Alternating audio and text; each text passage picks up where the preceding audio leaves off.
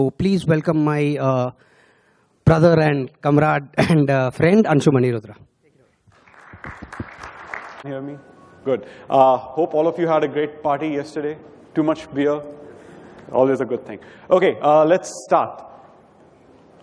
Right, so I'm going to start with a few questions. We're going to change the order. Instead of a Q&A at the end, we'll start with a Q&A, but I'll be the one asking questions. And I want all of you to be very honest about your answers. So Anand started off with one question, and he asked how many designers here, and I think a big chunk of you raised your hands. So my first question is, how many of you have either already developed a game or are in the process of developing a game? Right, great, fantastic. How many of you have made a game that has been played by at least one other person, which isn't your mother or your best friend, or essentially somebody who's a stranger to you? Good. That's again a good sizable number of people. Now, the next one is, and I want you guys to be honest about it. How many of you think that there is a negative connotation attached to running a live game? Or that there is something wrong in being a designer on a live game?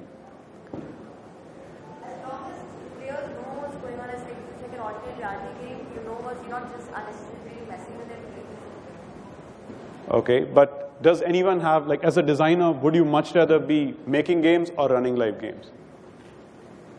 So how many of you say making games is better than running a live game? Come on, be honest. No, but given a choice between the two, I'm like giving, like putting a gun to your head and saying, what would you much rather do? Make a new game or? Gun to head? Gun to head. Make a game, right? Okay, so what I want to essentially, and both the things, as somebody rightly said, are interesting in their own respect, right? I mean, there are a lot of challenges to making a game. Making a game is not easy, but there are very different kinds of challenges and a very different kind of skill set required to run a live game. So let's kind of talk about what these challenges could be. So let me talk about why I feel like I'm kind of the right guy to talk about it. So in terms of experience, I've run a lot of games which are originally designed by designers way better than what I could have designed, but spent a lot of time running those games live, adding a whole bunch of features to them, kind of taking them in a very different direction and hopefully leaving my own mark on those games. Kind of my only claim to fame is the fact that I have a character in Mafia Wars kind of made after me.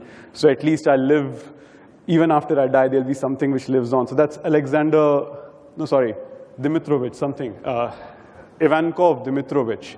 Yes, that's the character. And I wish I had tattoos like that in real life, but, well, I did pose for that picture, so that's good.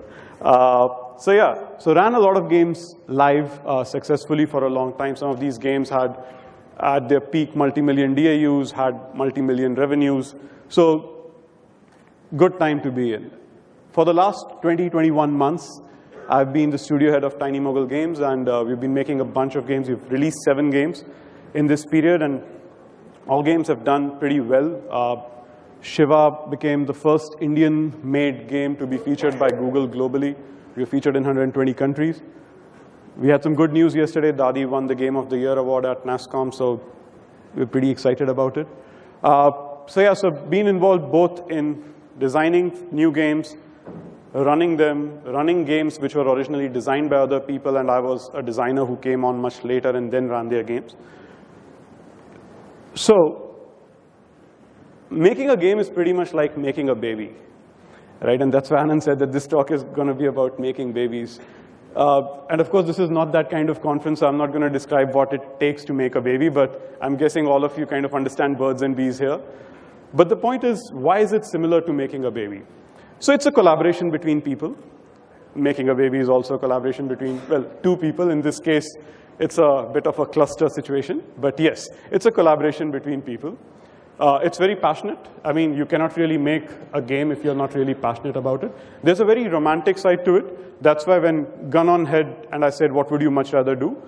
The romantic notion of making a game is far higher than, oh, running a game live. That almost sounds like I'm in the IT industry and I'm running services, right? But yeah, so I mean, when somebody on the outside and you tell them, and I'm sure all of you have used this line at some point in your life, like, hey, I'm a game designer, right? Like, and all the girls and all the other boys are like, whoa, that must be so interesting, right? So we like the notion of designing games, and those of us who actually do design games know that it's very thrilling. So it's pretty much like making a baby.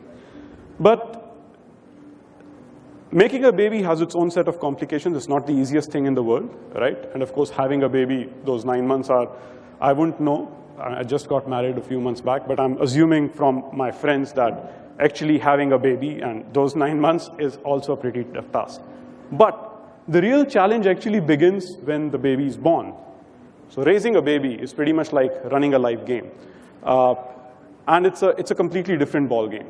So making a baby and having a baby are relatively straightforward. I mean, don't get me wrong. There are a lot of challenges in them also.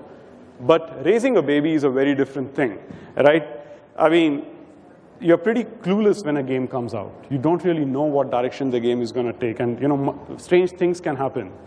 Things like these. And this is pretty much the kind of patchwork stuff which sometimes happen when a game goes live and you're literally trying to hold the baby up with whatever way possible, right? And as they classically say, it takes a village to kind of raise a child.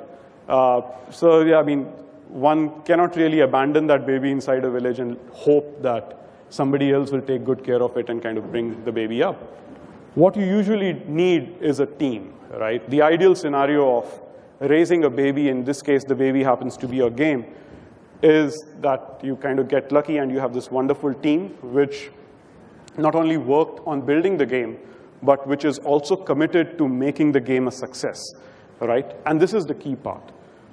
I don't think if I asked this question to anyone saying, you know what, you're going to spend the next 6 to 9 months of your life making a game, you'd be like, yes, that's awesome, that's great. And then I said, but you would never find out whether the game was, after it was released, whether it did well or not. You would never have the pleasure of finding out whether it had 0 users or 10 million users or whether it made $100,000 a day or $1 million a day. I think all of you would be all of you should be extremely sad, right? Because the reason we make games is that, yes, we want some measure of success, and that measure of success could be money, it could be in terms of active users, it could be the acclaim, it could be the great ratings and reviews that your users send him. Everyone has their own reason for making games, but the point is you do want to see some level of success after you've made a game, right? And that's critical, which also means that your work as a game designer is not done once you've made a game. Sadly, we no longer live in that world where people used to work for 3 years on making a game, release it, probably work for about a month or so, and you want to release a patch, make sure that the game is not buggy, and then that's it, it's done. If you were the team which made Super Mario Brothers originally, you released the cartridge and that's it. Your job is done. You moved on to the sequel, or you moved on to some other games. Sadly, we no longer live in that world, and I'm not just talking about mobile games or social Facebook games. We are talking about big franchises like World of Warcraft or something like Destiny. I don't know how many of you know that Call of Duty, the Call of Duty, is now being turned into a free-to-play game only for China, because China does not have consoles. So the big chunk of the Activision team that's working on Call of Duty is actually turning it into a free-to-play game, which will only be available in China because, well, China is the mother lode right now. That's the mothership where all the revenue is, right? Chinese games make more revenue than the rest of the world put together right now on a daily basis. So, I mean, for those of you who get wowed by the numbers that Supercell makes or which Gung Ho makes, you should look at the kind of numbers Tencent is making daily on their WeChat mobile games and their MMOs. By the way, China also owns Riot, the guys who made League of Legends. So, kind of understand why they would go ahead and buy League of Legends, right?